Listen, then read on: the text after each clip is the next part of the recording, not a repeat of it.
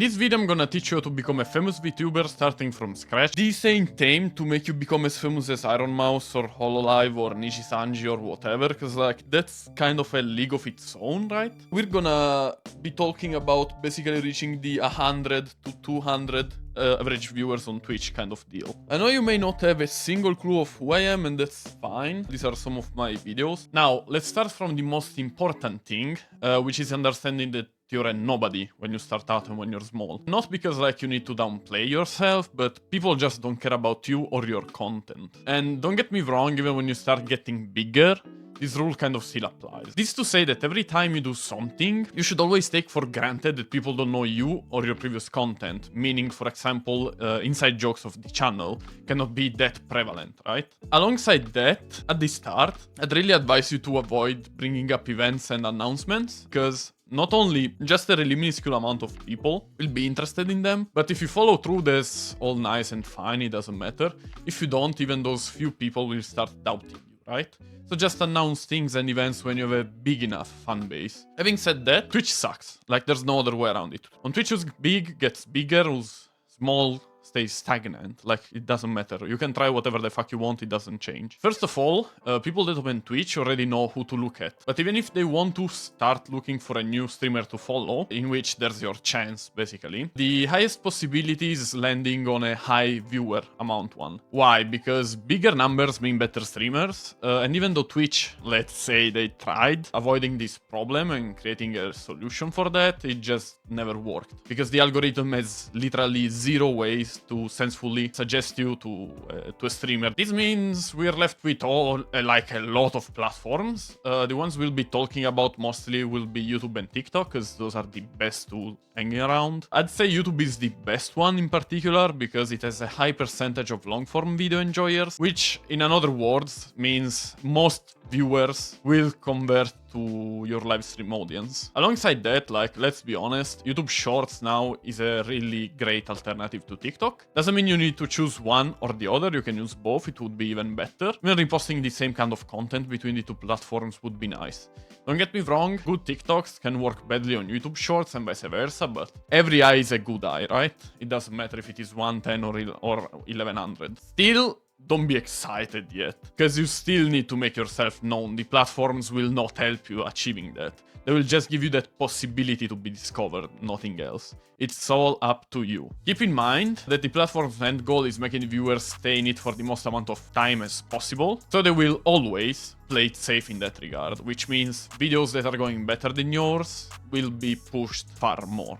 And this is why, like, building a foundation of people following you for the kind of content you make is important.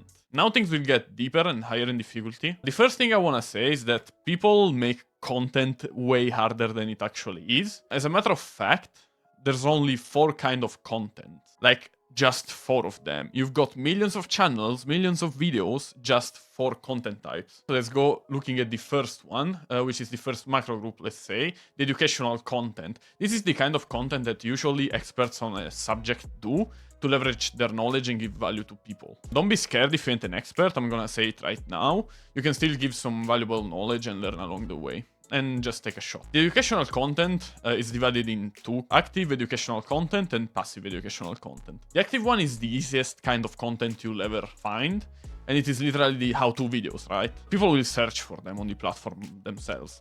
For example, how to be a VTuber, how to play the violin, how to grow on Twitch, you know, those kinds of videos. While passive educational content is basically the same thing, but served in a different way. Like, people ain't gonna look for them, they're gonna be served it, be interested in it, and watch it. For example, the video you see here, 12 dumb mistakes you made in Pokemon. It could be top 10 mistakes not making you challenger in League, I don't know, like, these kinds of videos. They're still educational, but you don't actively search for them. The other micro category is the entertainment. The entertainment content is the hardest to make and pop off. Like, honestly speaking, making it is kinda easy, right? You just need to be passionate about something. The hard part about it is that everybody can do it nowadays, and a lot of people do it, so you actually gotta be good at it, right? You've gotta be entertaining, the word says itself. And you've got to have even really nice ideas, but that's not the problem, and we'll talk about it later on a little bit. Even here, we've got an active and passive entertainment content kind of deal. The active is the hardest kind of content there is, and this is what most VTubers aim to have. This is basically said like, I did X. I streamed for 30 days. I tried escaping from prison. I don't know, like all those kind of videos where you did something and you want to document it and entertain the viewer with it through something you both like. Passive one, on the other end, is basically video essays, if you know what I mean, in which you create a curiosity gap that the viewer instantly needs to fill. For example, in this game, the single mother who overcame everything as a VTuber. You start questioning like, how did she do it? What did she do? What trouble did she go through? You know, this kind of deal. This is hard because you've got to be really good at creating the curiosity gap and not giving away everything instantly. But it is far easier than the active entertainment content. Now, a quick hydration break, because things will keep on getting technical. Okay, let's do a simple and really quick algorithm breakdown now to understand how the platform works so that we can get the best out of it. Now, let's instantly say one thing, a really important thing, that people still get it wrong nowadays. The algorithm doesn't care about the creator, it cares about the viewer satisfaction. So if they're happy watching the video they just watched. Every YouTuber and YouTube strategist even, like, will tell you those three are the most important analytics to look at. The click-through rate, which is CTR, retention, ABD and AVP, and scroll-through rate, which only goes for shorts. Before talking a little bit in depth about those three analytics, I want to tell you that if you have no friends and family, like, or they both hate you, it's fine, it is not a problem. You don't need them to make your VTuber channel start growing. Actually, it is better if you don't tell them, because this way you won't confuse the algorithm, right? The grow is to be as organically as possible. Having said that, let's go to the first analytic, which is CTR, which honestly speaking to short content is not that important, but it is really extremely important with long form content. The CTR measures how many people had your video pop up on their screen somewhere, doesn't matter where, and decided to click on it. So with 100 times that it appeared, so 100 impressions, a 10% CTR would equal to 10 views. The common way of increasing it is making more extreme and bold statements in your thumbnails and titles, while you need at the same time to set up expectations that must be met during the video itself. Even better if exceeded and not just met. For example, if you promise a sexy anime girl in your thumbnail and title, and then you go ahead and show a male thirst trap in the video, they could feel clickbaited and close it instantly. On the other hand, if you show a stolfo, it would be fine probably, as there is a margin of clickbaitiness, which is considered fine by the audience. So, like, you don't need to show the actual hottest anime girl, but close to it or perceived like it. Now let's talk about retention. This is the second important analytic, and it is average view duration plus average view percentage. It is the same thing basically. You just should make the viewer watch your video for as long as possible. The video usually is divided in 3 sections, which is the hook, the story and the outro. The hook is the first 30 seconds of the video roughly if it is a long form, 3 to 5 seconds for your short form content, and even the most important part of the whole video. In this you need to reassure people they will get what you promised them through your thumbnail and title, or if it is a short, you've gotta give them the promise there in your first 3 to 5 seconds. After the hook, you need to transition into the story, which means from hype to execution, and start showing some action. Always remember to make things as simple as possible. And another really important thing, during the story, when you're reaching the end point, never hint at it being like that. Either finish the video when it is done, without hinting at the end, or even better, give the viewer a good reason to watch another video you made, creating a binge watch session, which highly favors you in the algorithm. Now, having said that, let's go to the third and last important analytic we'll talk about, even though there's a secret one right after this one. The scroll-through rate, though, it is basically how many people scroll away from your short-form content once they start seeing it. The only way to make this stop happening is to have a good hook and a first frame on your short form, so that, people will stop and see what you have to say. About going viral, there's this last non-trackable analytic that I just mentioned to you, which is the wow factor, as some YouTubers and strategists like to call. I do on my other end, saying that you basically need to make your viewers go damn! damn, that fucking slaps, you know? This is the last thing, you know, the last piece of the puzzle that makes it happen. To do that, you need to actually do something that only you can make. I'll give you a really extreme example, actually, which is purposefully crashing a plane. I think that MrBeast did in one of his videos. Obviously, the wow factor does not have to be money related. Not every one of us has got a shit ton of money to crash an actual plane, but it can even come from skills and creativity. For example, your art skills or programming skills. It all sounds nicely, but there's still a problem we haven't solved. The channel is new or kinda close to being new, and so the algorithm still has no clue because it doesn't have a baseline who to show your videos to, right? This is where we're gonna do our best to help it understand. Honestly, there's one single actual really good way, which is using keywords in your title. Then description and tags, because we'll get all the help that we can, but they matter a lot less compared to the title. This means, for example, if you're doing a Fortnite video, you include the Fortnite keyword in the title, so you literally write Fortnite. It is easier done than said, to be fair, but like it is really important. And a good way I've noticed to understand if small channels are going through this problem, on YouTube specifically, is to look where your video is served in traffic sources. If you see your video being suggested in the suggested tab way more than all the other ones, probably means that the algorithm has no clue who to send this video to. This is a really big problem, especially if you do what you actually like. And I know all of us VTubers wanna do variety. Like, I'm one of you guys too, don't get me wrong. I wanna do variety too. But it is really the worst way to go at content creation in general, not even kidding. I mean, doing what you feel whenever you feel is great because you do it happily, right? But it requires a lot more time to grow and it is way more difficult. If you want to know why, it is basically because viewers think you only do what they see you doing for the first time. So if the first time I watch you playing League of Legends, I'm gonna assume you always play League of Legends. So the best way to go around this problem is to start niche down a lot. So for example, you only play Escape from Tarkov,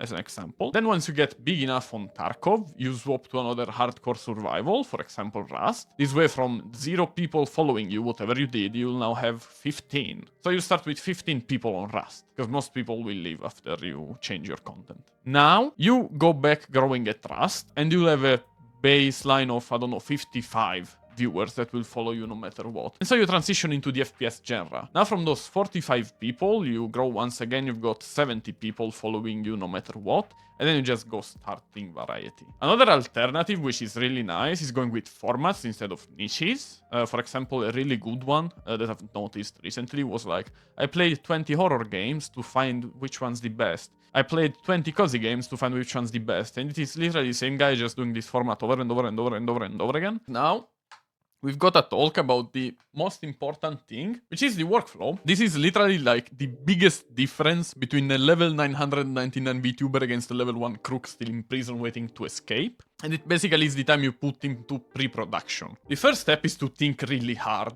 because a good idea is worth more than 99 bad ones.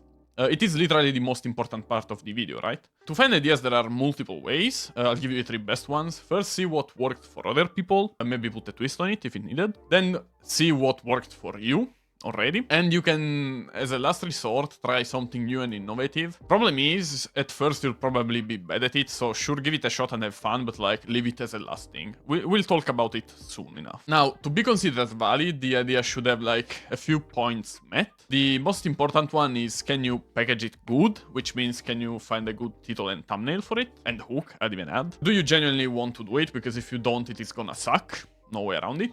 Can you actually make it happen? Because, like, does it really matter as an idea if you can't? And can most people enjoy it? With most people, it always means, keep in mind, people that already know you and care about you or your content, people that casually watch you, and people that have no idea who you are. Second step, as you may imagine, is the packaging. So you sketch at some titles and thumbnails, because an idea is only as good as its packaging. And to make you understand the importance of a package, a 20% better title, and this goes even with thumbnails, means 100 times more views, because those social networks are an exponential game. They're not linear. It is not +2 +2 +2. It is multiplied by 2, multiplied by 2, multiplied by 2. One thing I've gotta say though, you can easily lose into perfectionism while doing this thing, so like, to avoid that, always set a deadline. Now the third step is script writing. This can be done for just parts of the video or the whole video itself. You do you. I don't mind, honestly speaking, it is up to preferences. The only thing I really advise you to have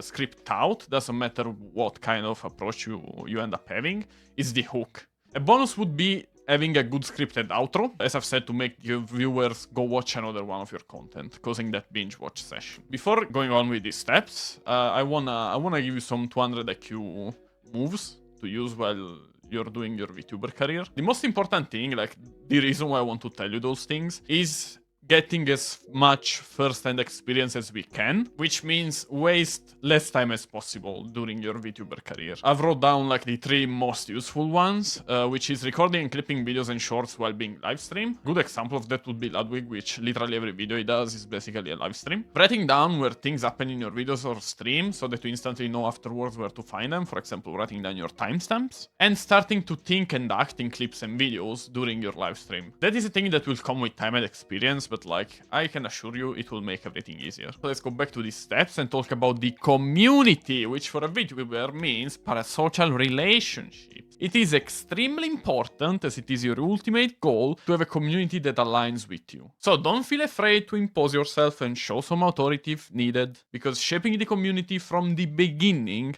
is the best way to go. It may slow down your growth a little. For example, you have 5 viewers and you've got to ban 1. But the more toxic and negative people you've got in your chat and your comments, the more you'll get. Keep in mind to not cross the line where you become a dictator, because people ain't dumb and they start noticing those things extremely fast, especially in the VTuber community. Now, let's go on to how to be big-brained, which means like we're done with technical knowledge, kind of. Now we're gonna talk a little bit more about the brain side of things, right? First things first is you gotta be a thief. And I know VTubers are gonna jump on me, but you've gotta learn from the best first. Then you can do it yours, adding twists and such. So like, you don't need to be afraid of stealing. There's no way you need to be afraid of stealing. You've gotta be a master thief, actually. That's how YouTube and all the platforms work. Like, it is a known thing. It doesn't go just for content, VTubing, or whatever, streaming, YouTube, TikTok. It goes for everything in life. Even when you started drawing copying from anatomy books, from your teacher teaching you, from people you like. You don't gotta be ashamed of it. You don't gotta be hidden about it. You can be like extremely open about it. Unless you copy them exactly word by word, edit by edit, frame by frame, they don't mind. They're actually honored. Otherwise, they're dumb.